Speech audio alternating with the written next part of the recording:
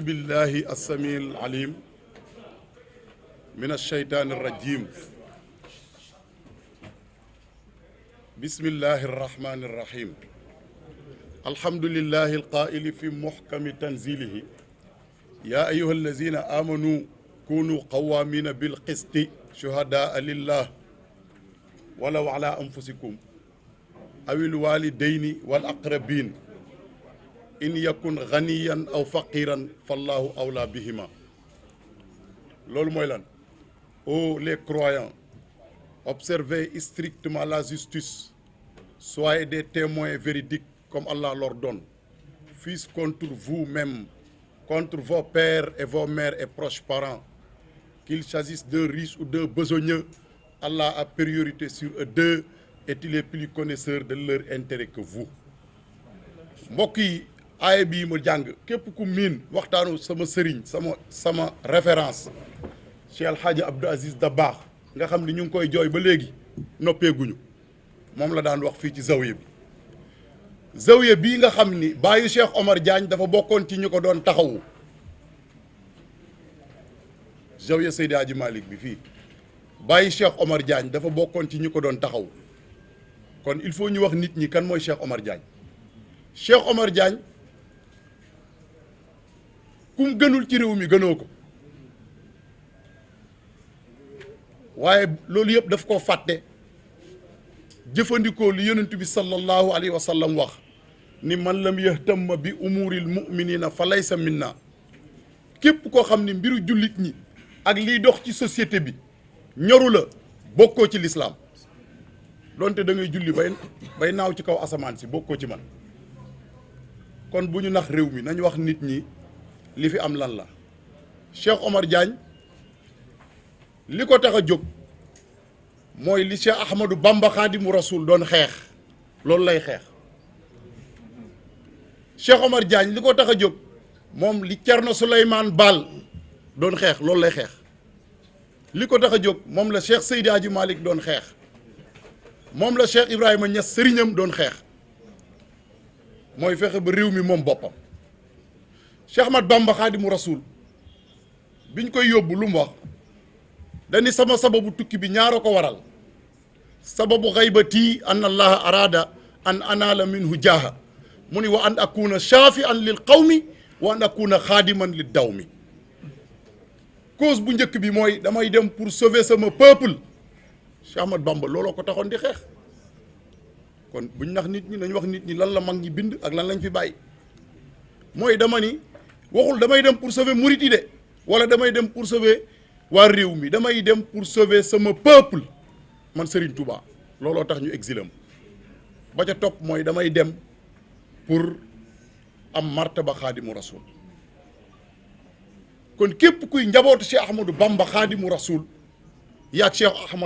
Cheikh Omar Diagne yéen a bokk combat foo loolu mu leer parce que Serigne Touba dafa bind bàyyi fi boo gisee mu bind bàyyi fi da doon bañ ku falsifier ay waxam Serigne Touba liñ ko teg lépp ci ay coona bi mu wàccee fii lu mu njëkk a wax afawtu anil aadai turran jéggal naa sama bépp noonu kon képp kuy njabootu Serigne Touba te muy dëgg ci yow li nga war a njëkk di def mooy am tolérance ci sa mbokk jullit surtout koo xam ne nangu nga ni jullit la nangu nga ni yéen a bokk penku bi nangu nga ni day wax ashhadu an laa ilaha illa allah wa ashhadu anna muhammadan rasulullah nga nangu ni yéen a bokk tasawuf kon kooku yéen a bokk pas-pas taalibe Cheikh Ahmadou Bamba la man kenn mënu maa génn ci njabootu Serigne Touba parce que damaa gëm ni Serigne Touba man la doon xeexal man kon bu ñu kenn dugal ci débat boobu débat bi nekkul foofu débat bi nekkul ci diggante ay tarixa bu ko fi kenn yóbbu débat bi mu ngi nekk ci Cheikh Omar Diagne bu jóg di def continuité li Serigne Touba doon xeex mooy ngóor jigéen bañ a tasaaroo ci réew mi foofu la débat bi nekk li Cheikh Seydil Hadji Malick doon xeex nga xam ni fii la taxaw wax ko ni ala himmati faj al ilahi aliyatan li an sirtu xurran xaalisan kulla wijhati Seydi Hadji Malick ko wax mag ñi ay déclaration lañ fi bàyyi kenn mënta lëndëmal seeni wax mu ne man Seydi Hadji Malick maa ngi ñaan yàlla nga may ma liberté totale kon buñ nax nit ñi ni tubaab bi ñoo fi indi liberté mag ñi ñoo ñu jàngal liberté réew mi fii la révolution torodo fii la amee ci 1776 réew mi am na ay université depuis 1603 l'université de Pire kon ñun amuñu dara lu ñuy jéggaani ci tubaab yi lépp dañ ko fay indi pour ma résumer bu ñu kenn dugal ci ay détails man dama fee ñëw parce que sama deret moo mënul ma toog ñu jàpp Cheikh Omar Diagne muy ndogoo ci kaso bi man ma toog sama kër waxuma ci turu kenn parce que ma réew mi kenn ëppalewu ma fi loolu laa gëm man bu ñu ko doon séddoo damay jël yóbbu loolu yàgg naa ko wax te loolu laa gëm man imam laa di mu xaddamu Cheikhu Tidiane waaye teg ko fële nekk citoyen pour Sénégal kon bu ñu naxante président Macky Sall yow yaa am intérêt ci bàyyi Cheikh Omar Diagne mu ñibbi këram yow yaa ci am intérêt man waxi Jibril Wall du ma ko wax turam sax bugguma ko tudd parce que Cheikh Omar Diagne lu mu gën a nekk ci kaso bi ñun am nañ jot am nañ temps dinañ wër réew mi yëpp wax leen ni góor jigéen yi ñoo jàpp Cheikh Omar Diagne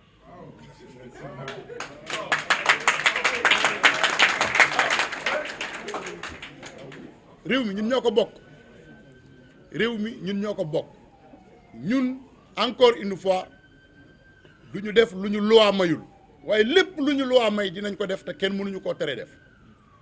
parce que réew mi kenn ëppale wuñu fi loolu lañ gëm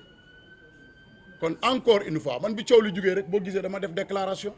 ñaan le président de la république ni ko arrestation bi baaxul bàyyi leen ko mu ñibbi këram parce que bu dee coowal góor jigéen li ngeen doon bañ ko coow réew mi yëpp a ngi koy coow tey te dañuy continuer di ko coow ba koroog assemblée nationale du ngeen am fukki député parce que ñun suñ kàddu fi mën a àgg amul benn nit wala politicien bu fa kàddoo mën a àgg ñoo nekk ci jàkka yi ñoo nekk ci rajo yi nekk ci télé yi te xam nañ ni ñuy xeexee kon bàyyi leen Cheikh Omar Diagne mu ñibbi këram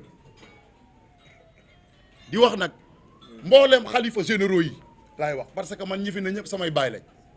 bu dee sëñ Mountakha sama baay la ndax seqoon naag sama baay lu tax ma ne sama baay la bu dee Serigne Babacar Sy Mansour moo ma yar ma yaroo ci xaddara Cheikh Seydi Hadji Malick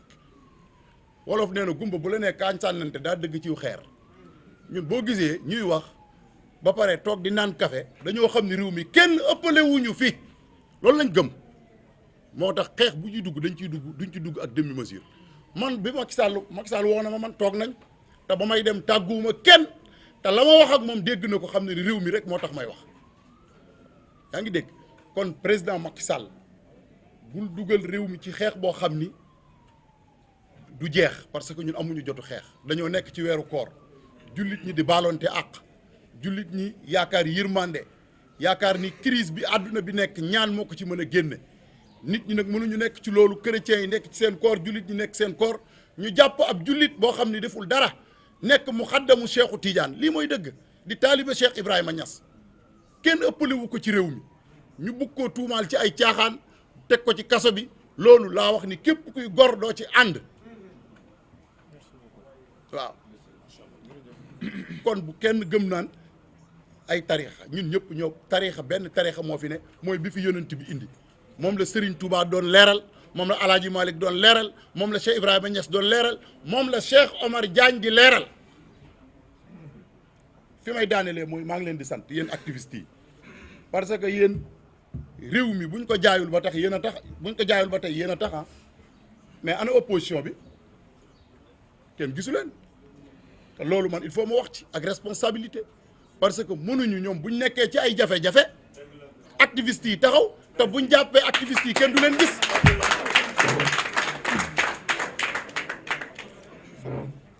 loolu message la bu may lancé opposition bi ñun ñi ñëpp kuñ fi laal ci opposition bi da ngay jóg mu jaral la lu ne niki noonu buñ ko tegoon Macky Sall tamit ñu jóg parce que ñun xeexuñu pour ay nit ñu dañuy xeex ab cause mooy injustice boo xam ne yonent bi moo ñu sant pour ñu xeex ko ak fu mu mën a féete kon manifestation bi le 16 la képp ku gëm ni boo fekkee woon Badar di nga dem da nga war a dem maanaam bu fekkoon yonent bi ñëw na woote Badar nga gëm ni yow da ngaa war a dem Badar manifestation Cheikh Omar Diagne bi da nga cee war a dem parce que mooy sunu badar ñun le Frantz Fanon waxoon ni chaque génération doit dans une relative opacité découvrir sa mission, la remplir ou la trahir réew mi amuñu droit di ko bàyyee góor jigéen yi amuñu ci droit bu laajee dem tëddi kaso nañ tabax kaso yi ñu dem tëddi ci parce que ñun ragaluñu kaso képp kuy gor dugg nga ci Cheikh Ahmadou Bamba Khadimu Rasoul référence la ci àdduna dundam yëpp résidence surveillée lañ ko def tey boo ko tuddee ñu yuuxu kon ku ragal kaso yeewoowul fii kenn mënu fee intimité kenn du ñu def dara nag lu ñu luwaa mbayul waaye lépp lu ñu luwaa may dinañ ko def kon ñu ngi woo ñëpp di woo imaam yi di woo sëriñ daara yi nga xam ni Jibril Waar nee na ay góor jigéen lañ moo ko wax Jibril Waar moo ni sëriñ daara yi ñooy jàngale góor jigéen te boo nee sëriñ daara yi xalifa généraux yaa ngi ci biir li mooy dëgg